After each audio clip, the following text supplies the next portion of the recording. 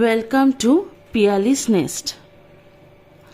আজকে আপনাদের কড়াইশুঁটির কচুরি করে দেখাবো।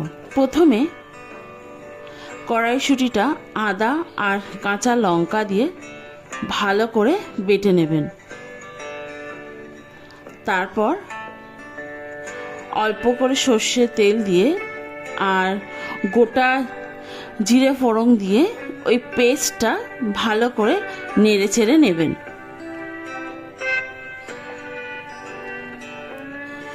খুব একটা ভাজবেন না, তাহলে না ওই ঝুরঝুরে হয়ে গেলে না ভালো লাগে না। এমন চেষ্টা করবেন জলটা যাতে শুকিয়ে যায়।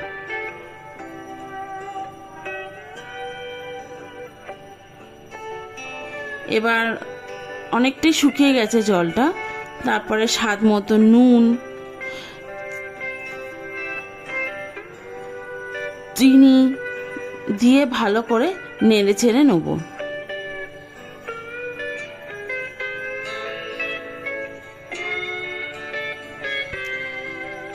মোটামুটি আমার পুরটা তৈরি হয়ে গেছে।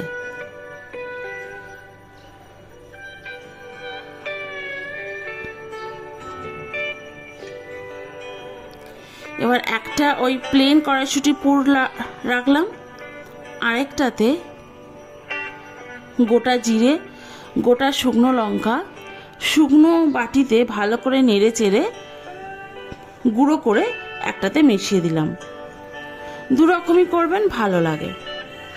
ময়দাতে কালো জিরে, সাদা তেল, ময়ম দিয়ে ভালো করে মেখে এরকম করে লেচি তৈরি করে নেবেন।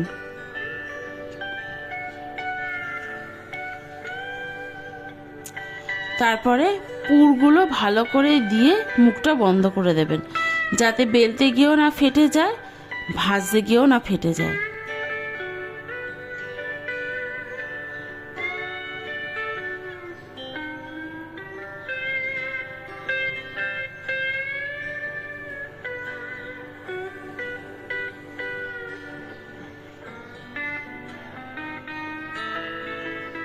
এরকম পুর দিয়ে ভালো করে করলে না, গড়ে নিলে খুব ভালো হয়, আর জিনিসটা ফোলে আর ফেটেও যায় না।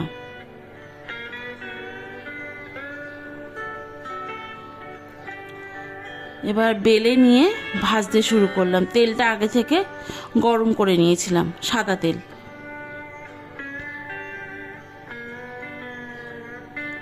দেখুন কড়াইশুঁটি কচুরিগুলো খুব ভালো করে ফুলেছে।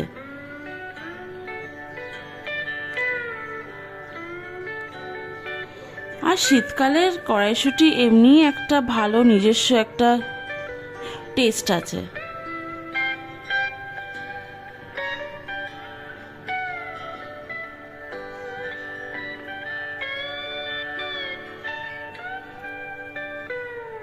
কড়াইশুঁটি কচুরির সাথে আলুর দম, ছোট ছোট আলুর দম, দারুণ কম্বিনেশন।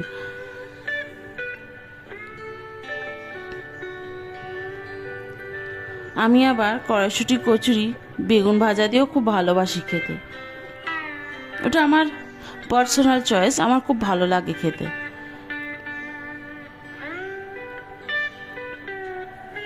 দেখুন দারুণ দেখতে লাগছে, সব কটা ফুলেছে। একটা ওই জিরে গুঁড়ো আর শুকনো লঙ্কা গুঁড়ো, আর একটা ওই প্লেন, দুটোই সুন্দর লাগে খেতে।